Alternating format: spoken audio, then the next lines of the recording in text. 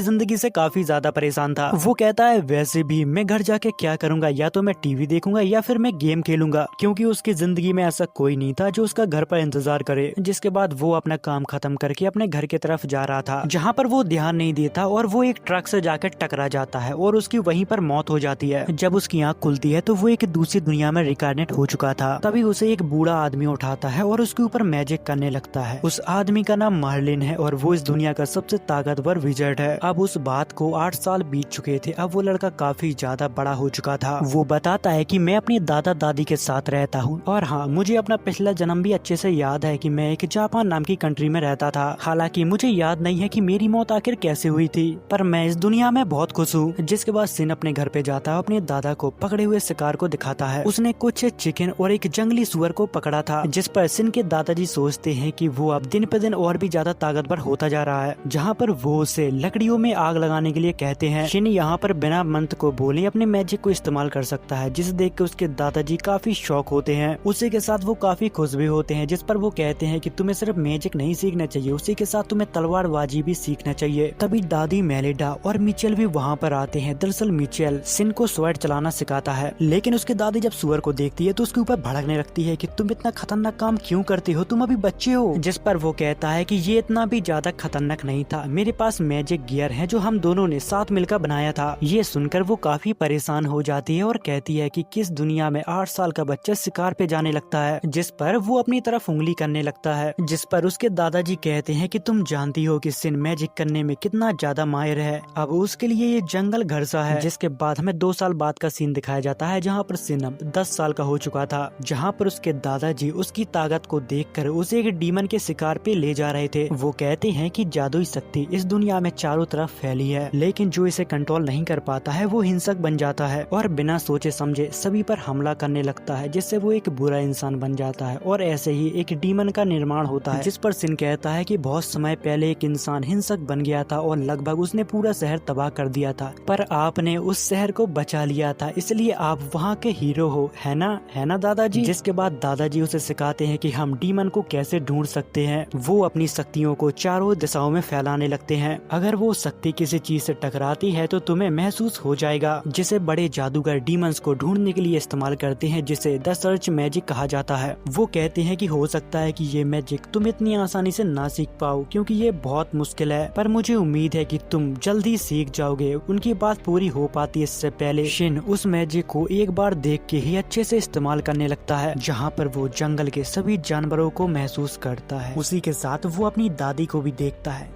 तभी उसको कुछ गलत लगता है और वो यहाँ पर घबरा जाता है। उसके दादाजी समझ गए थे कि उसने उसे ढूंढ लिया। तभी शेन अपने दादाजी से कहता है कि हमें जल्दी जाके उसे रोकना होगा, अगर हमने ऐसा नहीं किया तो कुछ बुरा हो सकता है। जिसके बाद वो दोनों भागकर उस डीमन के तरफ जाने लगते हैं। तभी उसे देखते ही शेन अपनी स्वॉर्ड को बाहर निकाल लेता है और सीधा उसके ऊपर अटैक करने लगता है। इससे पहले उसके दादाजी यहाँ पर रोक पाते हैं कि वो डीमन बहुत ज्यादा खतरनाक है। इतनी ही देर में शेन उस डीमन को खत्म कर देता है, जिसे देखकर उनके होश उड़ जाते हैं। जिसके बाद सिन अपने दादाजी के पास जाता है और उनसे कहता है कि मुझसे कुछ गलती हो गई है क्या। जिस पर वो कहते हैं कि नहीं, मुझे बस पुरानी बातें याद आ गई थी, तुमने बहुत ही अच्छा काम किया। ये सुनते ही शिन काफी खुश हो जाता है। तभी उसके दादाजी कहते हैं कि तुमने अपने तलवार और जूतों पे ऐसा कौन सा जादू किया जिससे तुम्हें इतने ताकतवर और इतने फास्ट कैसे हो गए। जिस पर वो हंसने लगता है। जिसके बाद सीन शिफ्ट होता है, जहाँ पर वो तीनों बैठे होते हैं और बात कर रहे थे कि वो लड़का अब दिन पे दिन और ज्यादा शक्तिशाली होता जा रहा है। आज तो उसने एक बड़े से डीमन को मार डाला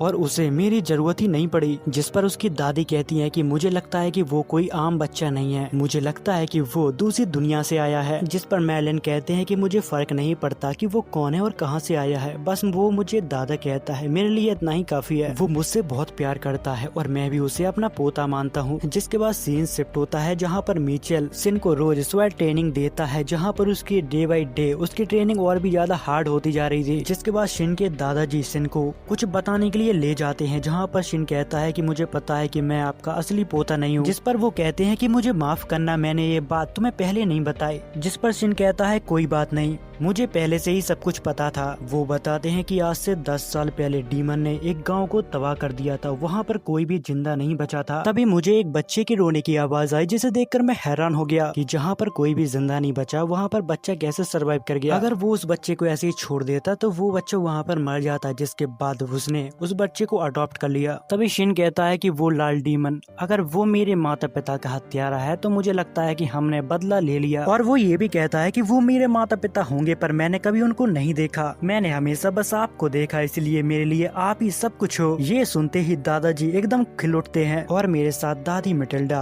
और अंकल मेचल भी हैं, इसलिए मुझे कभी अकेला फील नहीं हुआ। ये सुनते ही दादाजी यहाँ पर रोने लगते हैं। अब ऐसे ही 5 साल और बीत जाते हैं। अब सिन 15 साल का हो चुका था, जहाँ पर उसे मिलने के लिए अंकल डिस, क्रिस्टीना और मार्क्यूज आए थे। जहाँ पर अंकल डिस कहते हैं कि अब तुम 15 साल के हो चुके हो, क्या करने का सोच रहे हो। जिस पर क्रिस्टीना कहती है कि तुम काफी ज्यादा ताकतवर हो, इसलिए तुम ऑर्डर में भी शामिल हो सकते हो या फिर एक डीमन हंटर भी बन सकते हो। वो अभी इन सब कामों के बारे में नहीं जानता था क्योंकि उसने अभी बाहर की दुनिया देखी ही नहीं। जिस पर वो कहता है कि हाँ, मुझे सब कुछ सीखना होगा और मुझे पैसे भी कमाने होंगे और उसे इस्तेमाल करना भी सीखना होगा। अभी तो हमारे मेन कैरेक्टर को ये भी नहीं पता कि इस दुनिया में पैसे कैसे होते हैं, उनको कैसे इस्तेमाल किया जाता है। ये सुनते ही सभी लोग शॉक हो जाते हैं और मेलन की तरफ घूर कर देखने लगते हैं, जिस पर मेलन हंसते हुए कहता है कि मुझे माफ करना, मैं उसे ये सब सिखाना तो भूल ही गया। जिस पर सिन कहता है कि अगर मुझे जहाँ तक याद है मैंने स्वेड और मैजिक के अलावा कुछ भी नहीं सीखा। जिसके बाद अंकल डैन उसकी पावर को टेस्ट करने के लिए उसे एक ट्रेनिंग ग्राउंड पे ले जाते हैं और उसे उसके दादाजी कहते हैं कि तुम इन सबको अपनी पावर की एक छोटी सी झलक दिखाओ। जिसके बाद वो अपने मैजिक को एक्टिवेट करता है, जिसे देखकर वो सभी लोग शॉक हो जाते हैं। यहाँ पर 2 लोग तो उसका मैजिक देखकर बिल्कुल शॉक में चले जाते हैं क्योंकि उनने आज से पहले कभी ब्लू कलर का मैजिक देखा ही नहीं था। जब वो अपनी पावर से एक छोटा सा अटैक करता है तब यहाँ पर एक इतना बड़ा धमाका होता है, जिसकी पावर को देखकर यहाँ पर सभी के होश उड़ जाते हैं। जिस पर सिन हंसते हुए कहता है कि अभी के लिए मैं इतना ही कर सकता हूँ, मैं नहीं चाहता कि धरती का एक टुकड़ा अलग हो जाए। जिसको देखकर दादी यहाँ पर दादा के ऊपर इतनी ज्यादा गुस्सा होती है कि तुमने इस बच्चे को क्या बना दिया। जिस पर दादा कहता है कि अरे मुझे माफ कर दे, मैं तो बस उसे ऐसे ही मैजिक सिखाया था, मुझे नहीं पता था कि वो इतना ज्यादा ताकतवर हो जाएगा। जिसके बाद सीन कट होता है जहाँ पर दादाजी अंकल डैन से कहते हैं कि मैं अभी इसको कहीं भी भेजने के लिए तैयार नहीं हूँ, क्योंकि अगर किसी को इसकी पावर के बारे में पता लग गया तो सभी लोग इसको हासिल करने की कोशिश करने लगेंगे। पर वो अब काफी बड़ा हो गया है तो उसे दुनिया के तौर तरीके सीखने होंगे। जहाँ पर अंकल डैन उन्हें सुझाव देते हैं कि उसे अब मैजिक एकेडमी में ज्वाइन कर देना चाहिए और वो उन्हें पूरा विश्वास दिलाता है कि मैं कभी भी सिन को हथियार के रूप में या फिर सेना के रूप में कभी भी इस्तेमाल नहीं करूंगा। ये सुनकर सिन भी मान जाता है कि मैं मैजिक एकेडमी जा रहा हूँ, पर मुझे नहीं पता कि वो क्या है, पर फिर भी मैं वहाँ पर जाने के लिए काफी एक्साइटेड हूँ। उसी के साथ अंकल डैन ये भी कहते हैं कि पर तुम्हें एंट्रेंस एग्जाम खुद ही क्लियर करना होगा, मैं तुम्हारी उसमें कोई भी मदद नहीं कर सकता। दरअसल वो एक किंग है, उनकी राज्य की सीमा वहाँ पर नहीं लगती।